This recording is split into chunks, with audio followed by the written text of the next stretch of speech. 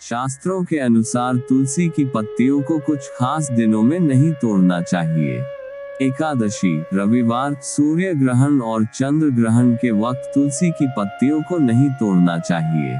व्यर्थ में तुलसी की पत्ती तोड़ने से दोष लगता है। शाम के वक्त तुलसी के पास दिया जलाने से लक्ष्मी की कृपा सदैव बनी रहती है। घर के आंगन में तुलसी का पौधा है तो आपके घर के सारे वास्तु दोष मिट जाएंगे। घर में हमेशा धन लाभ के शुभ संकेत बने रहेंगे। तुलसी का पौधा परिवार को बुरी नजर से बचाता है। तुलसी का पौधा नकारात्मक ऊर्जा का भी नाश करता है। सूखा तुलसी का पौधा घर में रखना अशुभ माना जाता है। पौधा सूख गया है तो उसे किसी पवित्र नदी, तालाब या किसी कुएं में प्रवाहित कर दे। सूखा पौधा हटाने के बाद तुरंत नया तुलसी का पौधा लगाएं। वास्तुशास्त्र के अनुसार तुलसी का महत्व। वास्तु के अनुसार तुलसी को ईशान कोण यानी पूरब और उत्तर के कोण में लगाना उत्तम माना गया है। इसके अलावा पूरब और उत्तर की दिशा में भी तुलसी लगा सकते हैं। वास्तु शास्त्र के अनुसार घर में तुलसी का पौधा दक्षिण दिशा को छोड़कर किसी भी दिशा में लगा सकते हैं, लेकिन दक्षिण दिशा में तुलसी का पौधा लगाना बहुत नुकसान देने वाला माना गया है। साथ ही यह भी ध्यान रखने की जरूरत है कि तुलसी के आसपास कोई भी अन्य पौधा नहीं रहे। वास्तु के अनुसार तुलसी के पौधे के आसपास अन्य पौधों का होना अशुभ माना गया है। ऐसा माना जाता है कि तुलसी के आसपास घास या अन्य पौधा घर में दरिद्रता की स्थिति पैदा करता है। तुलसी की पूजा के लाभ। भगवान विष्णु को तुलसी बहुत प्रिय है और केवल तुलसी दल अर्पित करके श्रीहरि को प्रसन्न किया जा सकता है। शास्त्रों में कहा गया है कि तुलसी जी की बात भगवान विष्णु कभी नहीं टालते हैं। इसलिए अगर तुलसी माता प्रसन्न हो जाएं तो सब तकलीफें दूर हो जाती हैं और सभी मनोकामनाएं पूर्ण हो जाती हैं। तुलसी का पौधा हमेशा से आस्था का केंद्र रहा है। तीज त्योहार हो या पूजा पाठ, हर काम में इस पवित्र पौधे की पत्तियों को इस्तेमाल किया जाता है। विशेषकर कार्तिक महीने में तुलसी का महत्व और भी बढ़ जाता है।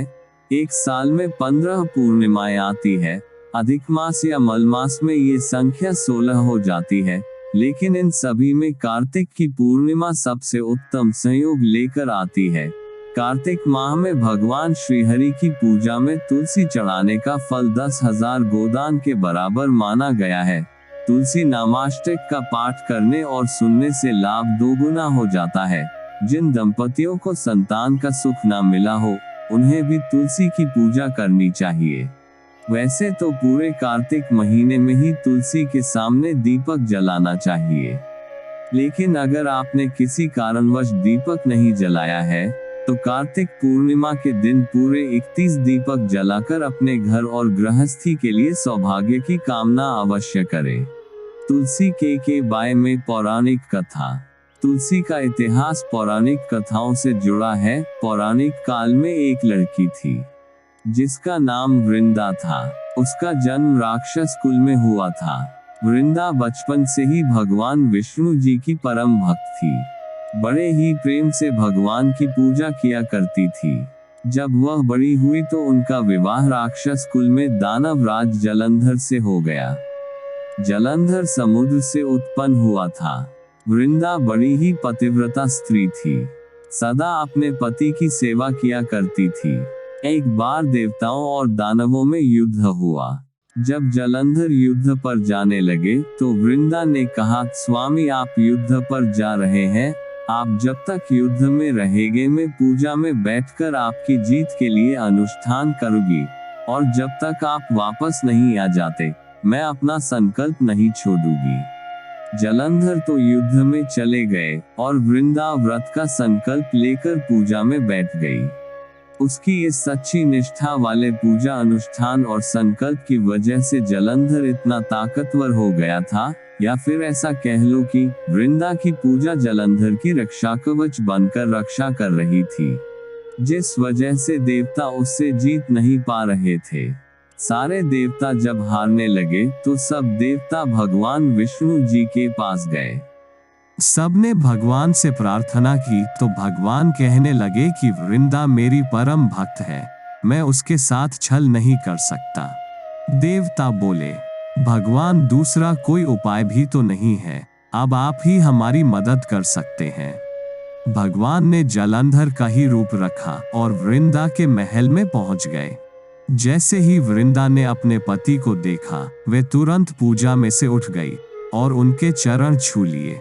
इस तरह से पूजा से हटने की वजह से वृंदा का संकल्प टूट गया और उधर युद्ध में देवताओं ने जलंधर को मार दिया और उसका सिर काटकर अलग कर दिया। उनका सिर वृंदा के महल में गिरा। जब वृंदा ने देखा कि मेरे पति का सिर तो कटा पड़ा है, तो फिर ये जो मेरे सामने खड़े हैं ये कौन है? उन्होंने पूछा, आप कौन हैं जिसका स्पर्श मैंने किया? तब भगवान अपने रूप में आ गए, पर वे कुछ ना बोल सके। वृंदा सारी बात समझ गई। वृंदा क्रोधित होकर भगवान को श्राप दे दिया कि आप पत्थर के हो जाओ। भगवान तुरंत पत्थर के हो गए। सभी देवता हाहाकार करने लगे। लक्ष्मी जी रोने लगी और प्रार्थना करने लगी। तब जाकर वृंदा जी ने भगवान को वापस वैसा ही कर दिया और अपने पति का सिर लेकर वे सती हो गई। उनकी राख से एक पौधा निकला। तब भगवान विष्णु जी ने कहा, आज से इनका नाम तुलसी है और मेरा एक रूप इस पत्थर के रूप में रहेगा, जिसे शालिग्राम के नाम से तुलसी जी के साथ ही पूजा जाएगा और मैं बिना तुलसी जी के प्रसाद स्वीकार नहीं करूंगा। तब से सभी तुलसी जी की पूजा करने लगे और तुलसी जी का विवाह शालिग्राम जी के साथ कार्तिक मास में किया जाता है। देवउठनी एकादशी के दिन इसे तुलसी विवाह के रूप में मनाया जाता है। तुलसी के प्रकार। प्राचीन समय से ही तुलसी के पौधों का धार्मिक एवं आध्यात्मिक महत्व के साथ ही औषधीय गुण जन जन के बीच विख्यात है। ऐसा माना जाता है कि घर में तुलसी का पौधा लगाने से घर में सकारात्मकता, धन दौलत, ज्ञान, ऐश्वर्य, शांति, आरोग्य एवं शुद्धता का वास बना रहता है। यही वजह है कि तुलसी को अत्यधिक गुणकारी एवं अद्वितीय भी माना जाता है। तुलसी को उसके गुणों एवं रंगों के आधार पर कई प्रजातियों में बांटा गया है। इनमें से राम तुलसी और कृष्ण तुलसी भी एक है। यहाँ हम राम और कृष्ण तुलसी के संबंध में जानेंगे। राम तुलसी एवं कृष्णा तुलसी दोनों का अपना अपना औषधीय महत्व है। दोनों ही प्रकार के तुलसी के पौधे अनेक रोगों को जड़ से समाप्त करने की क्षमता से परिपूर्ण एवं आयुर्वेदिक औषधि की भांति सहायक एवं गुणकारी है। राम तुलसी हल्के हरे रंग के पत्तों एवं भूरी छोटी मंजरियों वाली तुलसी को राम तुलसी कहा जाता है। इस तुलसी की टहनियां सफेद रंग की होती हैं। इसकी शाखाएं भी श्वेताभ वर्ण लिए हुए रहती हैं। इसकी गंध एवं तीक्ष्णता कम होती है। राम तुलसी का प्रयोग कई स्वास्थ्य एवं त्वचा संबंधी रोगों के निवारण के लिए औषधि के रूप में किया जाता है। श्याम तुलसी, इसे श्याम तुलसी को काली तुलसी के नाम से भी जाना जाता है।